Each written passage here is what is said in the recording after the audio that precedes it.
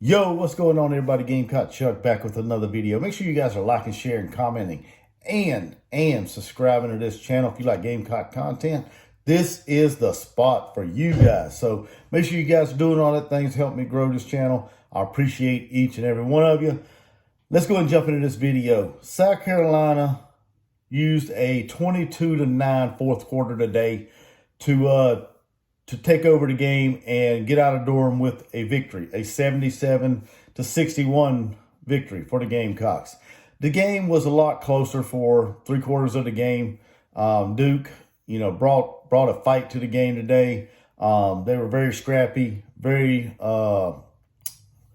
competitive in this matchup. But somebody needs to let Duke know that basketball is a four-quarter sport. So you need to make sure you bring the fight for all four quarters. And I'm not trying to talk smack or anything, but South Carolina when the fourth quarter started, South Carolina just took over and dominated the game. Shows you what a number one team is supposed to do.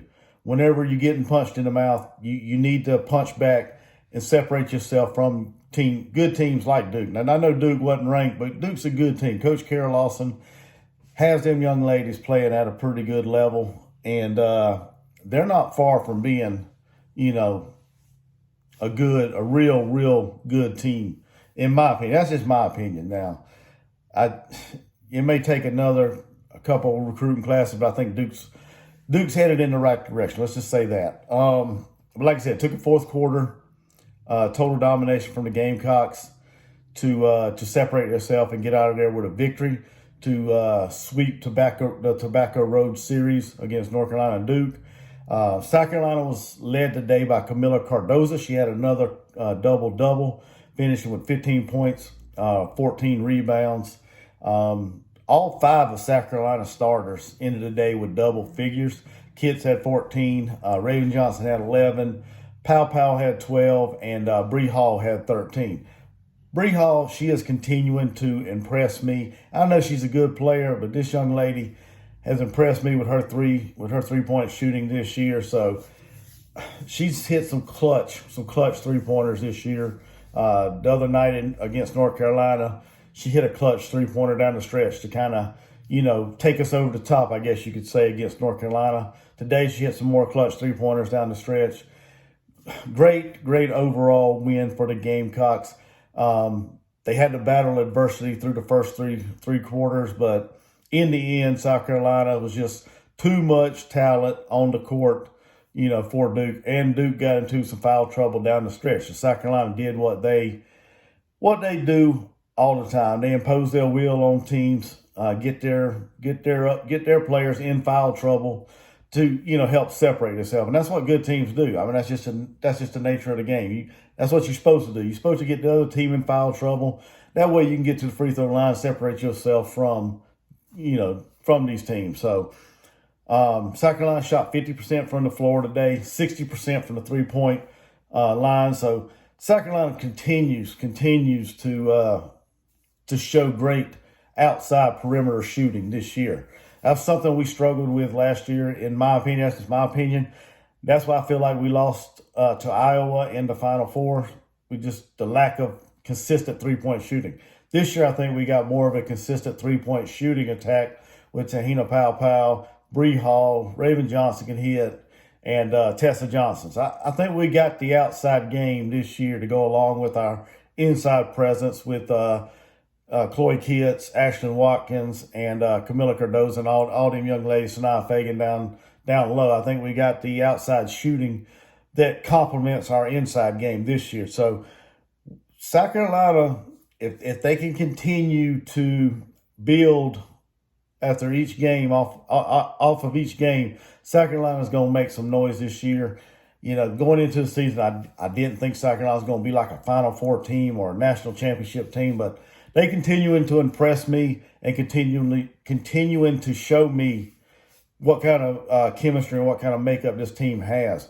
Malaysia Fulwiley came off the bench today. She put in some valuable minutes. She earned about all the bench minutes, in my opinion. I think she had like 17 minutes. She played 17 minutes, had 9 points.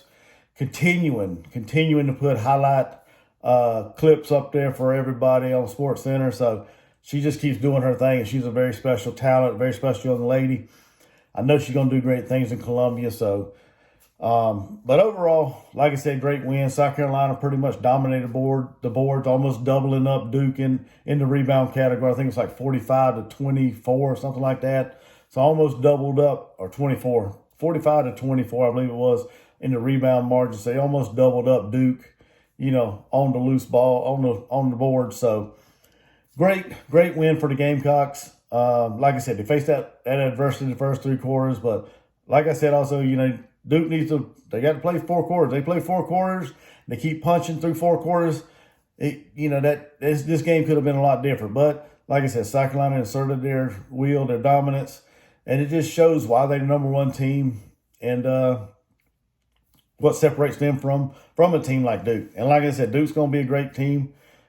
Just giving them some time, give Coach Lawson time to build that program, and they're going to be a good team in the coming years. I have no doubt about that. So, but yeah, South Carolina improves to 7-0. They got Morgan State, I believe it is, coming up Wednesday, and then a big matchup next Sunday against number 12 Utah, providing Utah wins and stays where they are, either moves up. Could be a top 10 matchup by the end of by next Sunday. So we shall see. But either way, we got another very important game coming up next Sunday when number 12 and South Carolina battles it out. I think that game might be in Connecticut or something like that. I think that's what I heard. I have to go back and look at the schedule.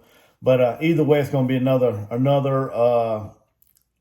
great opportunity for the Gamecocks to face a team that I don't think I'm not sure if they've ever faced or not, but it gives them another opportunity to see a different team and probably a different style of basketball. I mean, I haven't watched Utah play, so I'm not sure what style they run, but either way, it's going to be a great challenge for the Gamecocks, and looking forward to seeing that game next Sunday. So make sure you guys hit the like button, share, get in the comments. Let me know what you guys think of the game today. Let me know what you guys think of the Gamecocks and their season. Also, make sure you guys subscribe to this channel. If you're new, you're checking it out, give me an opportunity to entertain you by putting out these videos, by hitting that subscribe button, hit the notification bell. And until next video, y'all have a blessed Sunday. Gamecock Chuck, I'm out. Go Gamecocks. Peace.